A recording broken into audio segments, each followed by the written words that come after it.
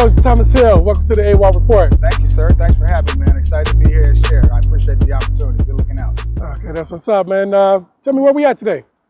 Man, we are in the heart of downtown Phoenix. Ooh, I got the goosebumps. Downtown, man. This is 9th Street in Van Buren. This is really where the unit really came together. We had our first few practices, and we practiced here for probably about a year. So this area right here, you know, it means a lot to me and a lot of families that are part of the unit right now. This is kind of where it all started right here, man. Downtown Phoenix. All right, so tell me more about how the unit formed. Man, that's a good question. So we really started about 2 years ago, 2.5 years ago. Had a couple of my sons. I have twin boys that play on the team, obviously, but you know they were playing in a league, and you know I was watching them play, watching them develop. I felt it was time for me to jump in and really try to help and start coaching these boys and trying to give all I could, pour back into them. And so I grabbed my boys and we grabbed a few other kids and we started a team. It was called G Unit at first. So I don't know if you remember G Unit back in the days. That's that's where we first started at. That was the grassroots of the unit. And man, we took our lumps as the G Unit. You know, we got into the tournament circuit and we got beat up by some of the heavy hitters out there. And once we finally started to kind of have more kids come in from different parts of the state to come play with our team, we changed the name from G Unit to the unit. We felt like it just had more of an authentic feel to it. You know, we wanted all of the players who came from other teams to feel like they were a part of something new, something fresh, something that they could call their own. And so we changed the name from G Unit to the unit. And man, that's really how it formed. Just a couple of kids from up north in Anthem, Arizona. And now we have kids that travel from Chandler, Gilbert, Ahwatukee area, from Glendale, Peoria, Avondale, Anthem, Phoenix. So that's how the unit formed right there, man. Arizona has a lot of big players, a lot of rich history in flag football. Absolutely. Who inspired you on your journey in this flag football journey you've been on? Wow, you know, there's you got to pay homage, right? Because I really didn't know a lot about this flag football space and the competitiveness of it and the athletes that actually play in flag football. I was actually surprised myself when I started going to tournaments. I play a different style of football. I coach a different style of football. It's a little bit more competitive, if you will, fast-paced, high-intense, little flashy, if you will. Some people like it, some people don't. But, you know, I looked at some of the other teams out there that really kind of paved the way for people like myself to kind of grow. So to answer your question, some of those clubs, obviously you got the Tucson Turfs. You have the Apex Predators out of Nevada. You obviously have Impact, Club Impact that's been around for a long time. And but then I really got really close to Coach Robert from the Dolphins. He and I spent many nights on the phone just conversating back and forth. And hats off to him and the other coaches that really are willing to open up their minds and their playbook, if you will, without giving me actual plays, but giving me their playbook, the blueprint to competitive flag football, man. So shout out to all of those guys right there for sure, all those clubs. And there's a bunch of other clubs too, don't get me wrong. So many of them I couldn't name them all, but a lot of clubs, man, that really inspired me and our players to really be where we are today. Yes, so those are some heavy hitters that you called out right there. Yep. So tell me about some of the changes you've seen from when you first started in flag and how it is today. You know, I think a lot has changed. You know, one thing I will say that hasn't changed is I feel confident about saying this is that Arizona has the best flag football, or the West Coast has the best flag football there is in the country. No disrespect to the East Coast and down south. They do a great job of flag football, but you know, I think we're fortunate and blessed to have year-round football out here. So with the weather, we're able to play flag football, you know, a lot more than others, and so I feel like we're able to perfect our craft a lot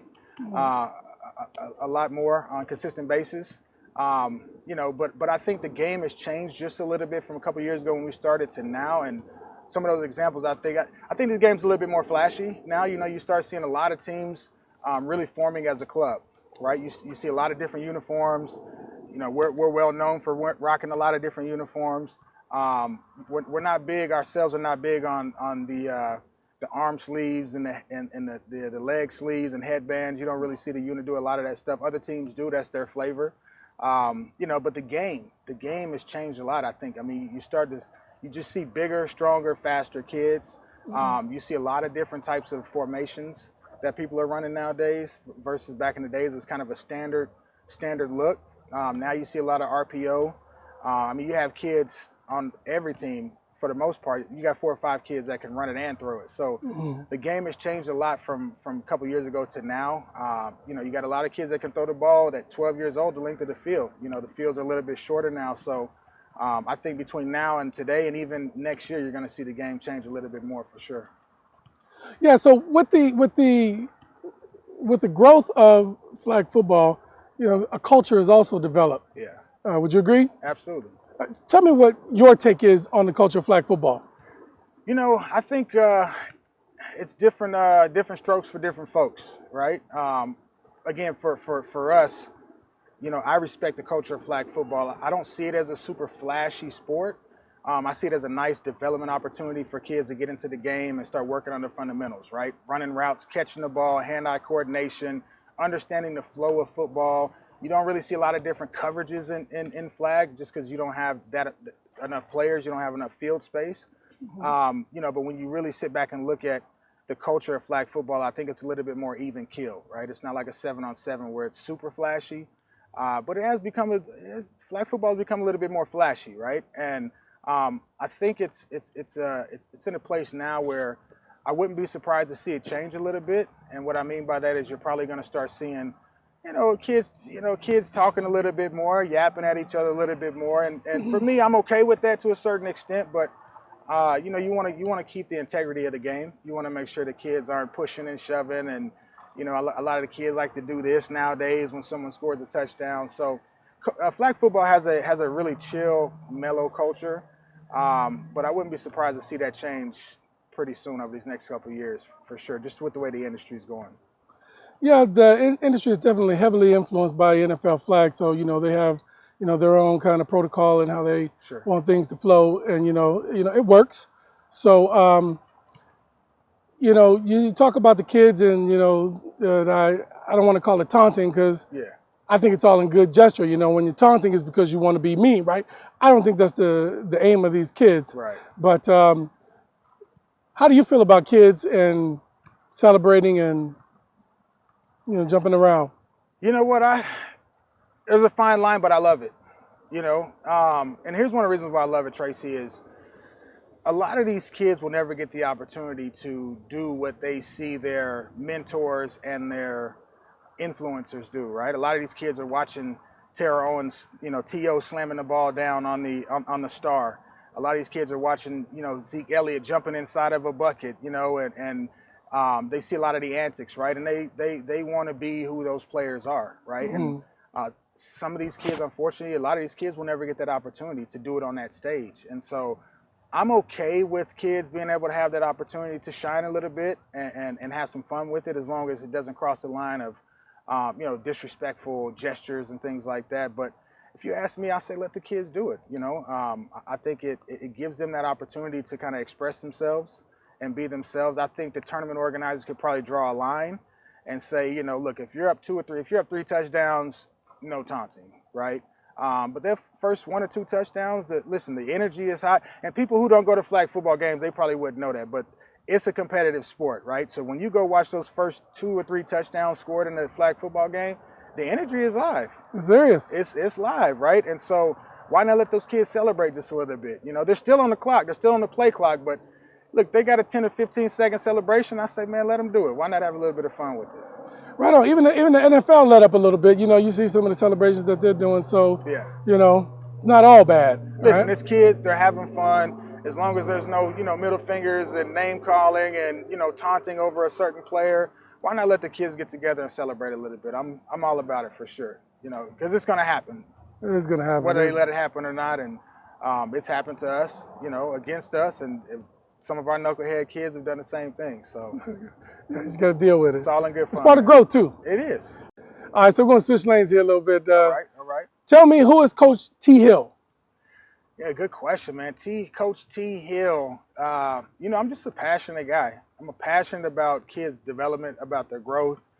I'm very passionate about the game of football. Obviously, I was one of the fortunate ones to make it to, the next level.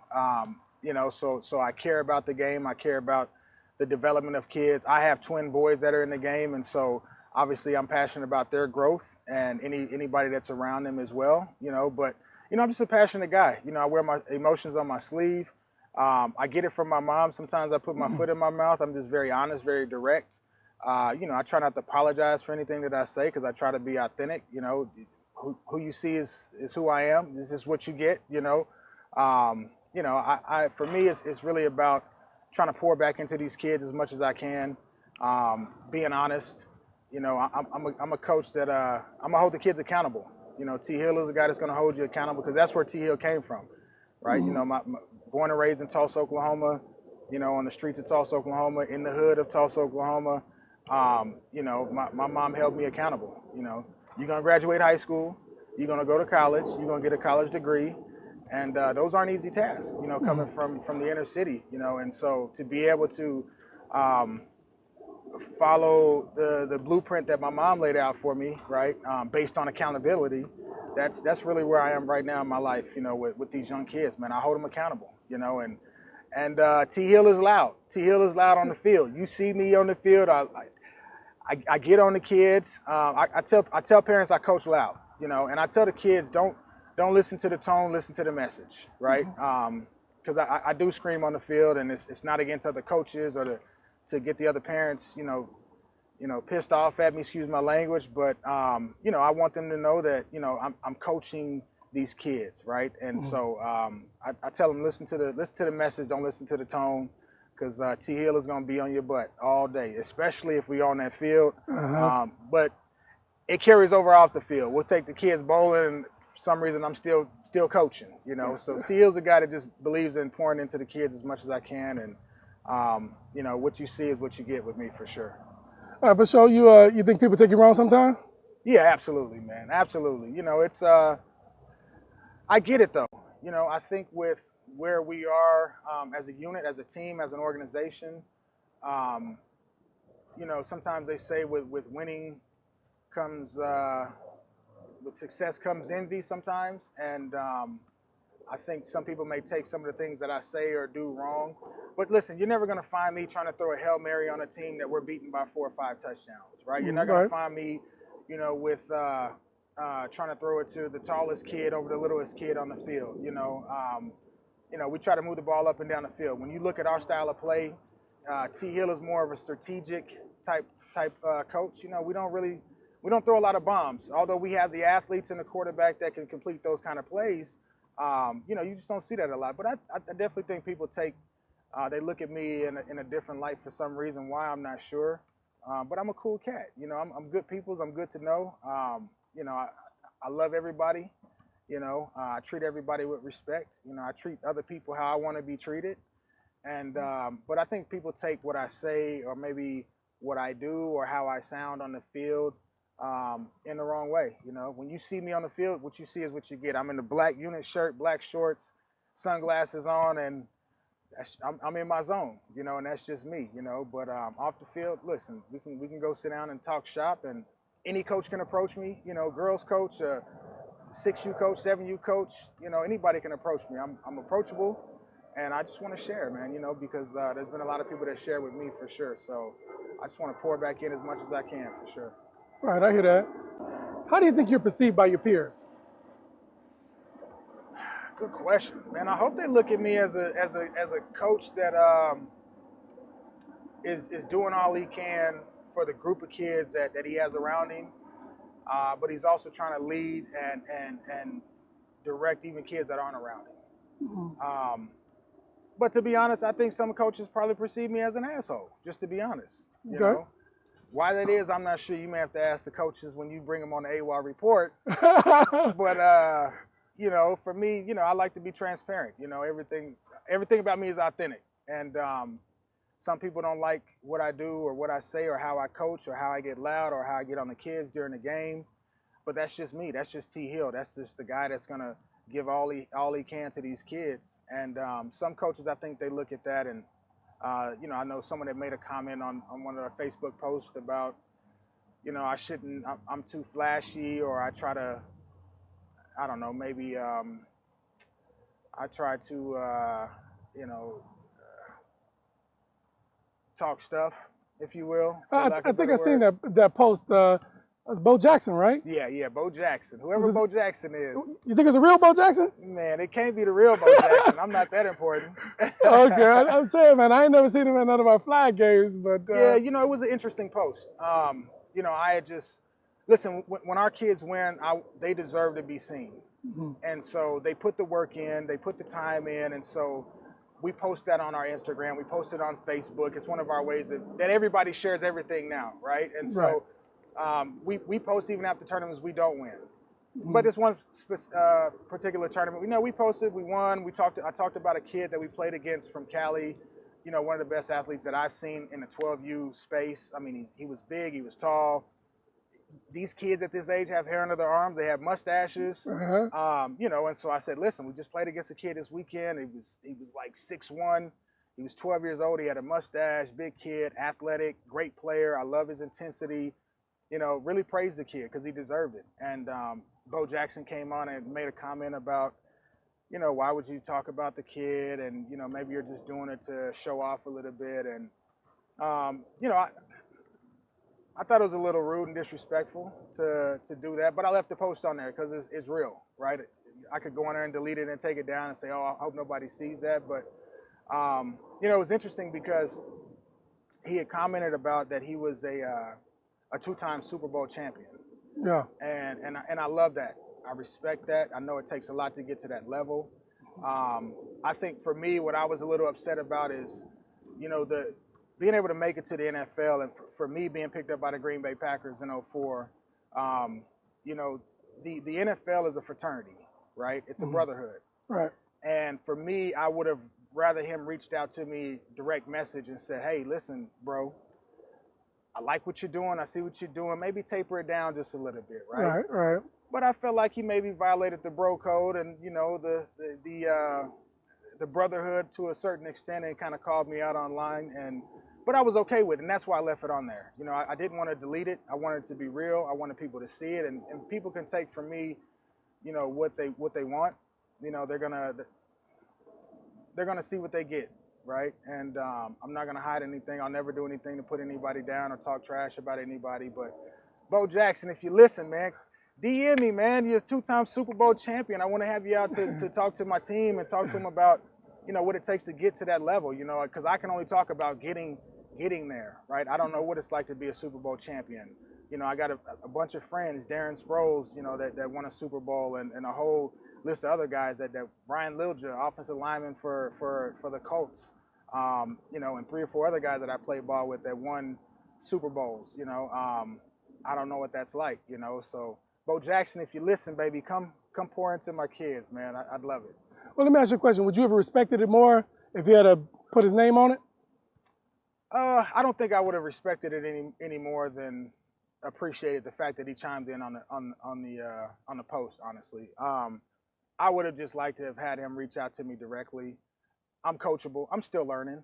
Social media is new to me. I just jumped on social media a year and a half ago, when the unit really started coming together and things started just rolling, so I don't know all the proper etiquette and the right post and the right time to post on social media. I kind of follow the trends of it. And so it's not that I would respect it more if he'd put his name on there. I think I would appreciate it more if he would have just reached out to me and said, hey, T. Hill, Thomas, taper down a little bit, man. Let's get together, But I appreciate the comment, because sometimes maybe I do post things that are controversial or say things that are controversial, or I posted something one day about if you want the smoke, come out and get the smoke, But it was really about having fun, man. You know what I mean? Listen, there's a group of kids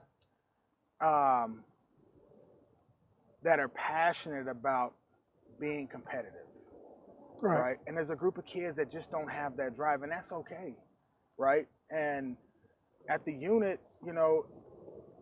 for me in that moment, I was really trying to encourage people to come out who really want to get better at football.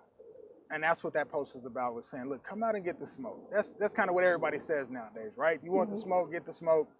So I posted it. I said, listen, we're having tryouts tomorrow. You want the smoke? Come get the smoke. And it was real. It was honest. and it wasn't a shot at anybody. It was just saying, listen, you want to compete, you know, you want to play against a high level competition. You want to have great quarterbacks throwing to you. You want to have great DBs guarding you. You want to have great receivers with big hands and strong, big bodies going against you. Then come out to the tryouts, right? That's what we want, you know. And so both of those groups, the super competitive kids as well as the kids that, you know, are still trying to figure out, are they ready for that level? Do they fit in with those kids? So that's all it was about, really, is competition. Do you think it was a little bit of grandstanding or perceived as grandstanding? By saying, come get the smoke? Yeah, because, you know, people are so reserved and, you know, everybody's just kind of, you know, following, you know, the status quo. Yeah. And obviously you do things a little bit differently. Mm-hmm. No, it wasn't grandstanding at all. It was an invite. It was an invite. I don't see it any different than, you know, what other people do on their social media, you know, with their posts. You know, social media is a platform, right? It's a place for people to share. It's a place for people to be open and to let people see what they're doing and who they are. And I wouldn't say it was grandstanding. You know, could I maybe kept the smoke out? Sure, you know, but man, I posted it. It is what it is. It's out there. Right. We had a great turnout, man. You know, our first tryouts, we had 70 kids, I think, and man, it was awesome. It was great to see kids come out. We had boys and girls of all ages out there, and so it was cool, man. It was fun, you know. So would I do it again? Yes. Well, funny you should mention that. We have another video of you asking for the smoke also. Let's take a look at it. Did it. We're going to continue to do it. And if anybody wants to smoke, we do it.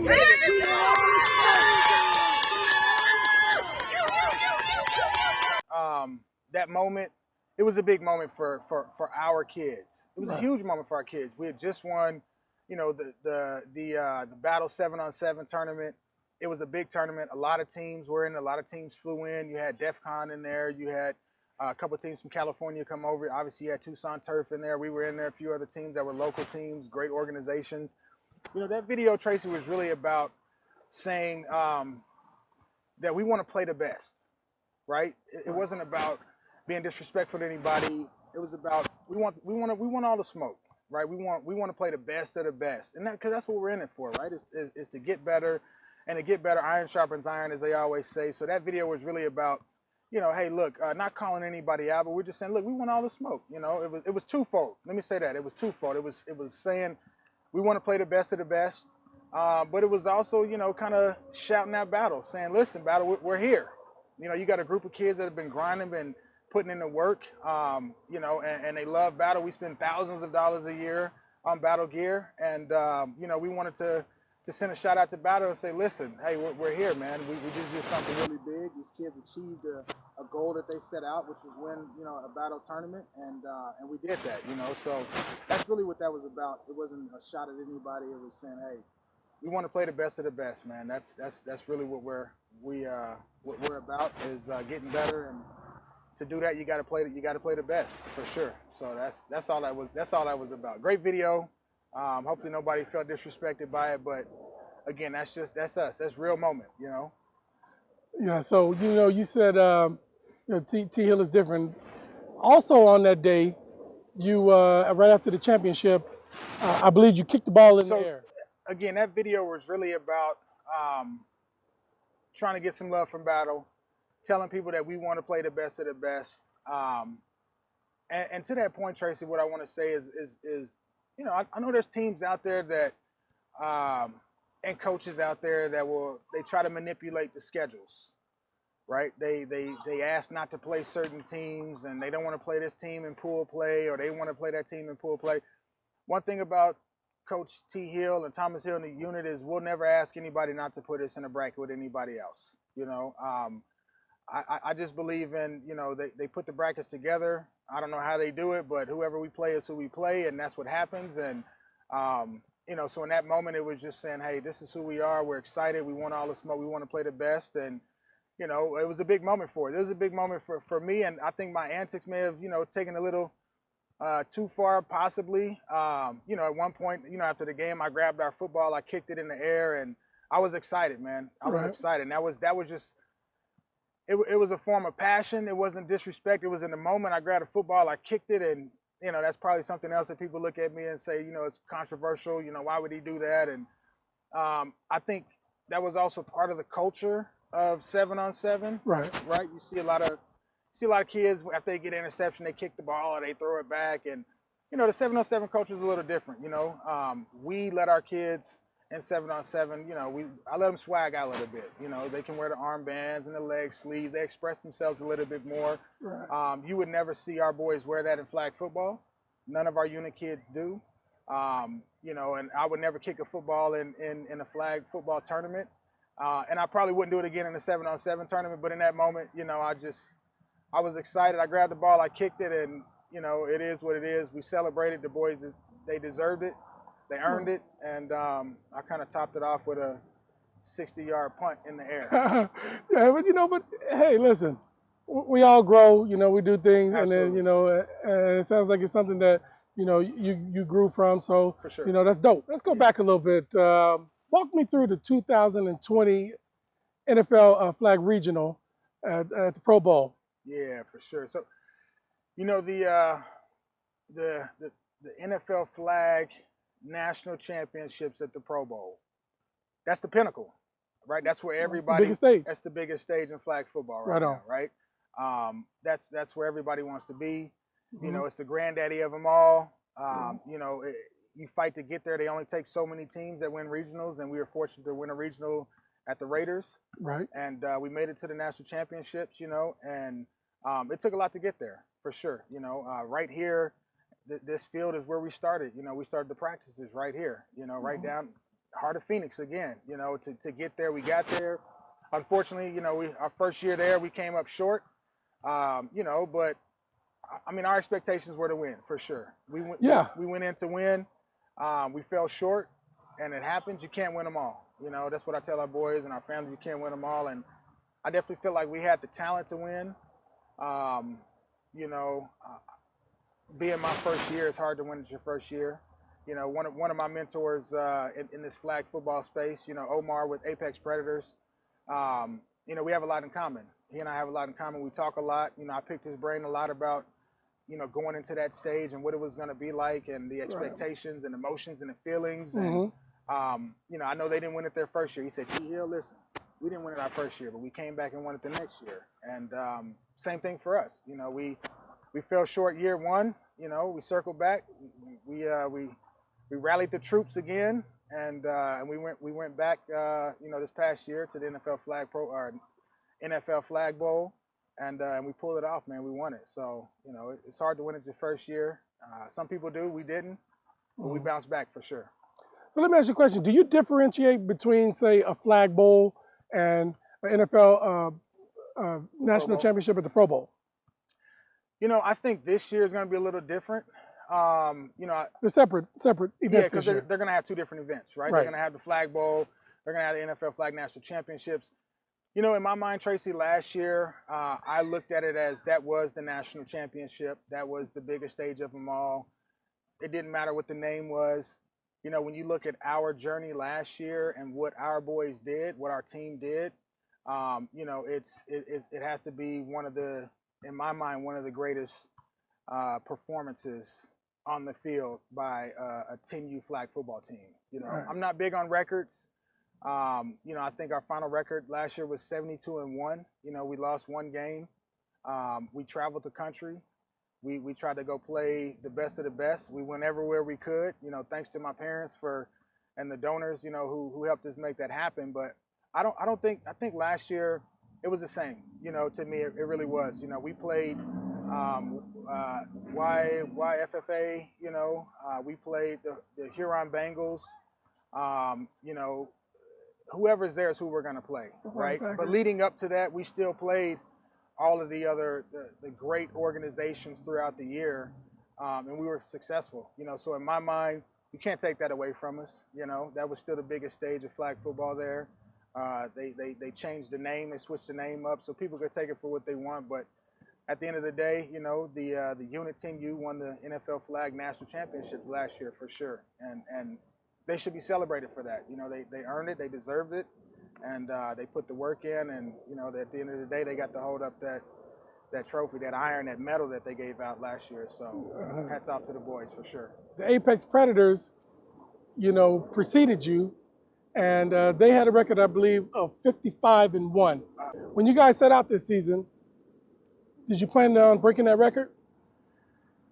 No, honestly, we didn't. You know, for me and our boys, it's about going 1-0. You know, I came up with this motto years ago in 2000 at Kansas State University. I came up with a motto of 1-0.